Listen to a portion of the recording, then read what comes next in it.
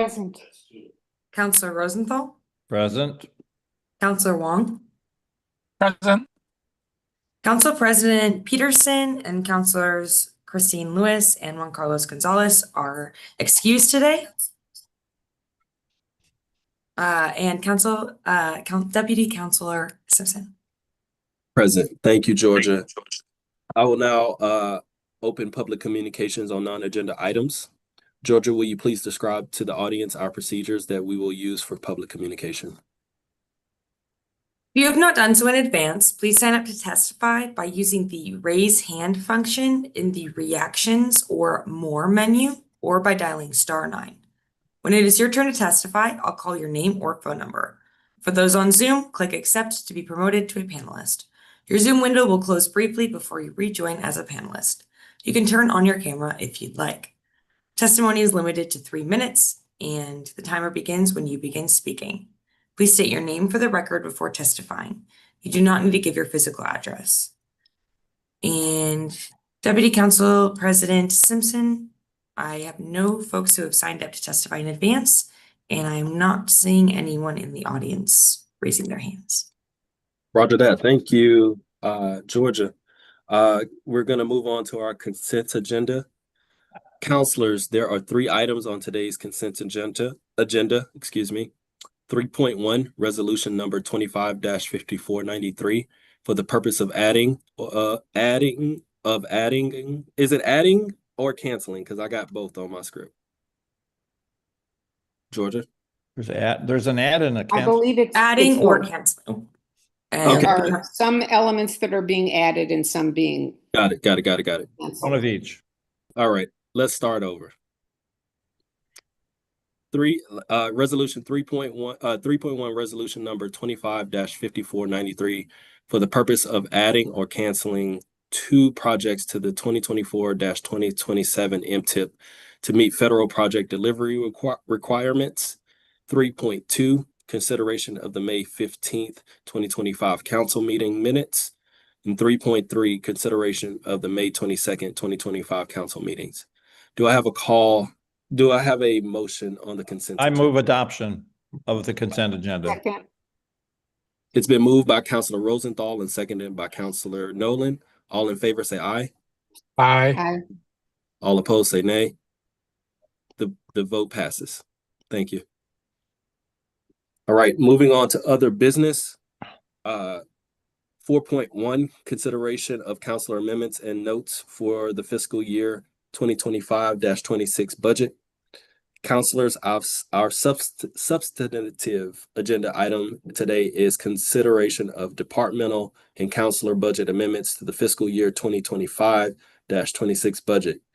We held public hearings on the approved budget on May 8th and May 22nd. Today's packet includes 17 departmental budget notes, which we'll consider in block. 4.1.1 budget departmental budget amendments in block. Our Chief Operating Officer, Marisa Madrigal, and Chief Financial Officer, Brian Kennedy, are here to provide a brief overview of the amendments and answer any questions you may have. Marisa and Brian, please provide a brief description. I see Brian coming in there.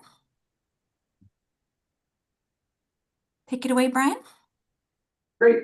Thank you, Deputy Council President Simpson, Metro Councilors, Brian Kennedy, Chief Financial Officer at Metro, he, him pronouns. So you have a number of technical and substantive amendments in front of you today. As a reminder, substantive amendments are those that increase appropriations for next year's budget or add FTE, full-time equivalent positions. Technical amendments are ones that shift appropriations in next year's budget or carry forward appropriation from the current year to next year, but result in no new increase in budget appropriations. So across the amendments you have, there is a net increase of 1 FTE. If you look at the packet, you'll notice there's a shift of some eliminations, refinements to some of the changes we made earlier, but just a 1 increase in FTE across all departments. In the general fund, there is a net increase in appropriation of 1.8 million. Almost all of that is carry forward of existing current year appropriations for projects that were not complete into next fiscal year. There's also a very small adjustment in appropriation in the venues funds, just $100,000, 0.1 million. Again, a carry forward of a current year appropriation. The biggest change in the set of amendments is the movement of the Revenue and Analytics Division from the Finance Department budget to the Chief Operating Officer's budget. It's a large dollar change, but there's no increase in appropriation, just moving it from one appropriation category to the other. I would characterize these amendments, even the ones that are labeled as substantive, for the most part, as very routine and don't reflect any substantial deviation from the budget that was proposed to council or approved by council last month. With that, I'm happy to answer any questions. Councilors, any questions for staff? Councilor Wong. Yeah, thank you, Deputy President Simpson. Brian, could you also just provide some reasoning for that shift from a finance team to the COO's budget? Yeah, and Marisa can hop in as well. I think we call the team Revenue and Analytics, but it has a pretty broad scope of work. And one of the things we're doing is kind of moving that team closer to policymakers. And they're going to be taking on some work related to process improvement and innovation work. I think the reality is they have worked really closely with the COO's office from the day one creation of that team, and the close collaboration between finance and COO through the Revenue and Analytics team is going to continue. This just gives them a broader scope and kind of more access into the organization. I think it's a very positive move. Okay, thank you. Yeah, and I'll just add on the proximity. As you probably recall, the COO's office is part of the council office. We're all one little department / office. And I think with the kinds of skills and capability that we have in the research and analytics group, I think having them, on the third floor, reporting into us, allows us to fully leverage that capacity for council research and interest as well. So that's kind of the hope of bringing them a little bit closer and having them be part of the conversations and part of the mix as we're supporting policy development. Okay. Yeah, I don't have any. I'm pretty agnostic on that kind of budget movement. I just do notice that we're consolidating more and more services and budget in the COO's office.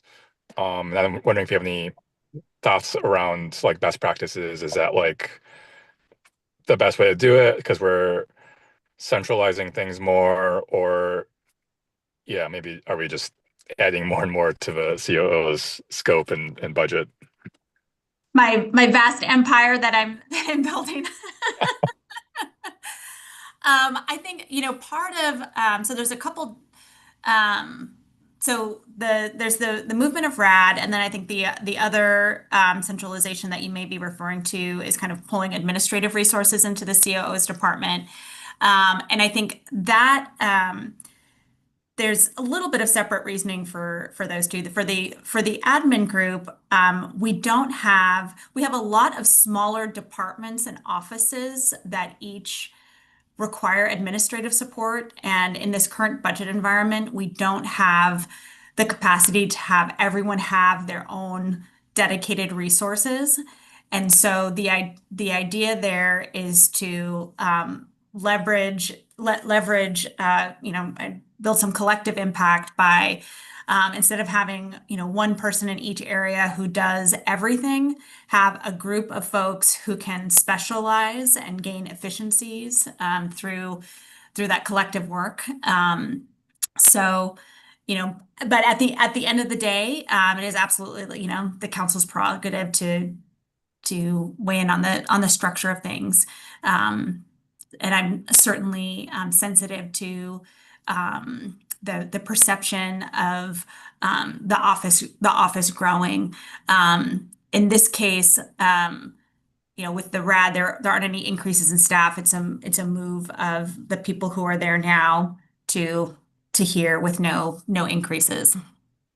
I think that all makes sense. I mean, I appreciate the efficiencies that are being created. I just don't want the general public to be like, oh, the CEO's budget and admin keeps growing, even though we're not spending more resources.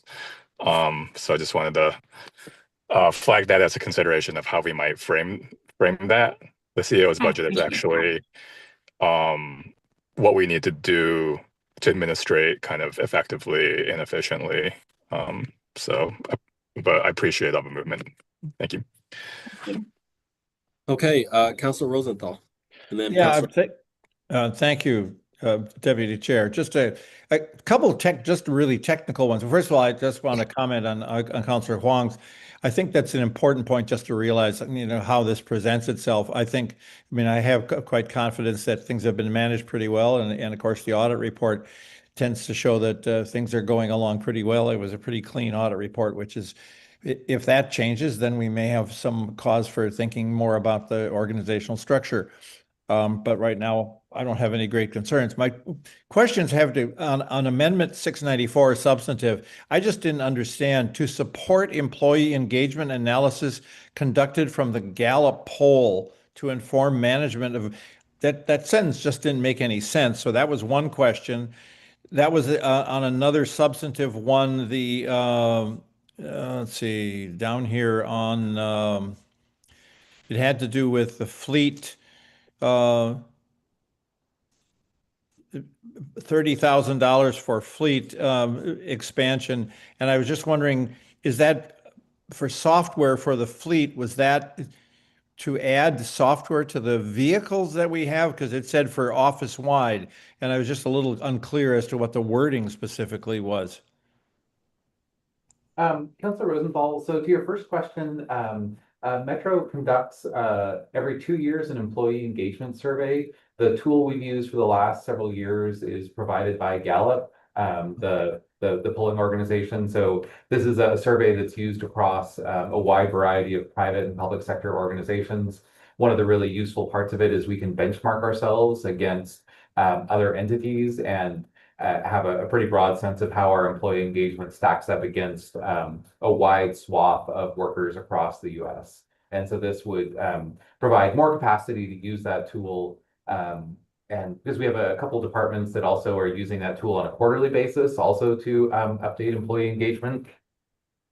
So and then on the, oh, sorry, go ahead. So it's a Gallup poll that we administer for our own internal use. Yes, and we do engage a consultant, and I believe that's what the increase is for, to help us analyze, an external consultant to help us analyze the results. Okay, all right, great. And on 701, procure fleet software. What exactly do we mean by fleet software for agency-wide use? And that applies to all our vehicles. And what kind of software is it? This is software we use for managing the fleet. So tracking our vehicles, tracking maintenance schedules, tracking usage. And so this is updating that software. We have a legacy product that we've used for quite a long time, and just working on updating that to a more modern version of the software. I'm assuming we won't have to update the new software for the for WPES, that's already taken into account. Or the new load system that we adopted. That is unrelated. So that package is working at the scale houses and kind of tracking transactions. It's not related to the use of Metro vehicles. This is kind of a very specific type of software. Think of it as almost kind of a asset management system for a very specific type of asset, in this case, vehicles. Okay. I was unclear on the wording, but thank you. Thank you. Councilor Nolan. Thank you, Mr. Chair. I'm curious, with the change of the RAD group, you call them, to the council office, the COO's office within the council office, does that mean that council members have more access to them to do analysis for our interests? I think that's part of the hope is that having them be part of the mix here, there'll be more natural opportunities for collaboration, and they'll be tied in closer to sort of the day-to-day and the questions that come up. That is the hope. Okay, great, thanks. Okay, thank you. Are there any more questions before we move forward? Okay. We will now consider the departmental budget amendments in block. There are 17 departmental amendments to consider, and the amendments are numbered as such: 628, 679, 685, and 695 are the first row. Second row, 697 through 699, and the third row, 701 through 706, and the fourth row, 708, 709, 711, and 714. Do I have a motion? I move adopting the amendments I will second. in block. Okay, it has been moved by Councilor Nolan and seconded by Councilor Rosenthal. Are there any more considerations or discussion? Okay, Georgia, would you call the roll? Counselor Wong, Aye. Counselor Rosenthal, Yay. Counselor Nolan, Yes, and Deputy Council President Simpson. Aye, the motion passes unanimously. Moving on to our next item, 4.1.2, Councilor Budget Amendments. A brief update. I know we didn't have any. I had one, but I'd like to note that budget amendment number 715, a budget amendment I sponsored, that appears in the packet, is withdrawn from consideration today for further deliberation and discussion with the council. Instead, I will introduce the concept as a standalone legislation in the coming weeks, and staff will provide you a full presentation on it. Thank you, councilors. We will consider adoption of the fiscal year 2025-26 budget at our business meeting next Thursday, June 12th. Okay, moving on to Chief Operating Officer Communications, Marisa Madrigal, you have the floor. Thank you, Deputy Council President Simpson. Today, I just wanted to start out by saying thank you to our Pride ERG for coordinating the coffee takeover here at the building on Tuesday. It was wonderful to see everyone and get a chance to connect. We appreciate so much all the work that you do to make Metro a warmer, more welcoming, and more inclusive place. It's relatively well known that the Stonewall riots broke out on June 28th, 1969, after police raided the Stonewall Inn, a watering hole for gay, lesbian, and gender expansive New Yorkers. This Pride Month, as the stories of the trans people of color who led the way at Stonewall are scrubbed from web pages, and as our friends and loved ones face increasing barriers to accessing healthcare and legal recognition of their identities and relationships, I think it's especially important to reflect on what we are celebrating when we celebrate Pride. Yes, we are celebrating the beauty, diversity, and joy of the queer community, but the reason we celebrate Pride on the anniversary of the Stonewall Inn riots is because we are commemorating the struggle. We're celebrating the resilience of our loved ones and community in the face of hate and oppression. We are celebrating their strength in the defense of humanity and dignity. Today, I want to honor Pride as a celebration of diversity, unity, and culture, and also a celebration born of struggle, of the hard, necessary work of creating joy and community in the face of violence, of celebrating and honoring our humanity when those around us refuse to. As the COO, I want to affirm Metro's commitment to not just including our LGBTQIA+ employees and community, but to honoring, protecting, and standing with them. Metro is now and will continue to be committed to creating a safe and welcoming region where everyone can be their authentic selves and know they will be respected. I hope all join me in this commitment as we move forward into a bit of an uncertain future, but I know that we are solid in our values that we stand in. Thank you, and happy Pride Month to you all, counselors, and to our entire Metro community. Thank you. Questions for the COO? Thank you, Marisa. And shout out to all of our employees out there celebrating Pride Month. Hopefully, a few of us, all of us really can get out there in the streets and have some fun and get out there and get on some activities. It's a fun time too. The sun is out, so enjoy it. I'm going to move us on to Counselor Communications. Counselor Wong, Counselor Rosenthal, and then myself. Great. Thank you, Deputy President. We had a great MPAC meeting last week, I believe. And the highlights were just appreciations for, especially the city of Portland and their council president Portogini and Councilor Avalos for coming to represent the city.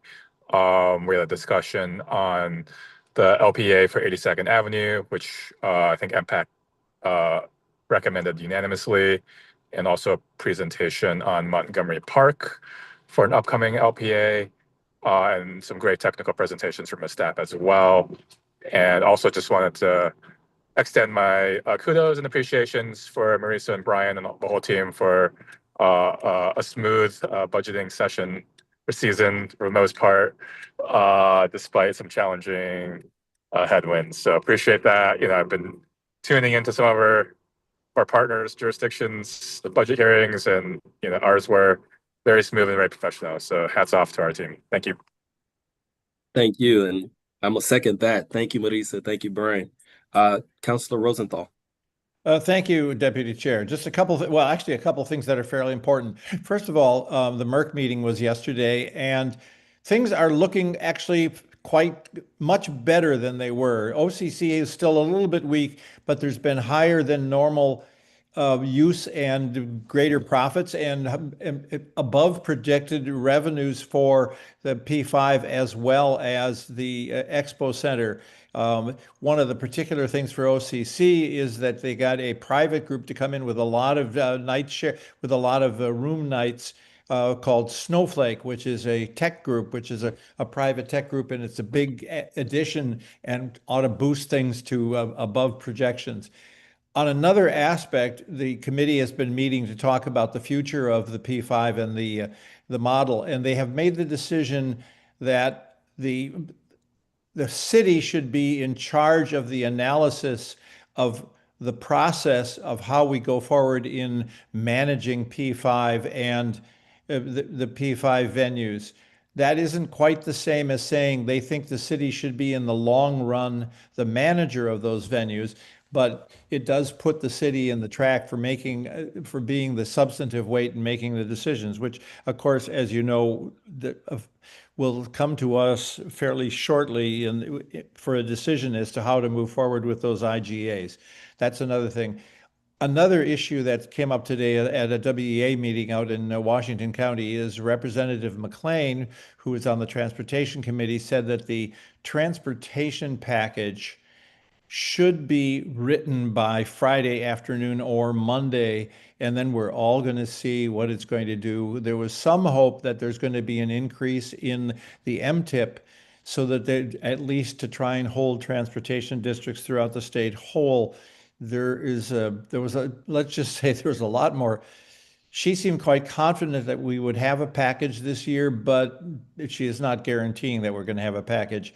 And of course, there's still a whole lot of negotiations going on. So it may include, which is a positive thing, it may include a cap and trade a component that would actually allow for carbon reductions and for creating a West Coast cap and trade kind of nexus, which is something that we might all look forward to. And that was introduced actually by the Republican minority. Interesting. So that's it. Thank you, Counselor Rosenthal, for those updates. And Counselor Wong, I know you got to jump here soon, so I'm going to be quick. Last Thursday, sorry. Go ahead, Counselor Nolan. Mr. Chair, I just wanted to clarify Councilor Rosenthal's report. The proposal for using cap and trade to fund some of the transportation package was introduced by 2 Republicans, not by the entire caucus. Oh, okay, sorry. I misspoke. Thank you. Thank you for that. And thank you for that update, Councilor Rosenthal and Wong.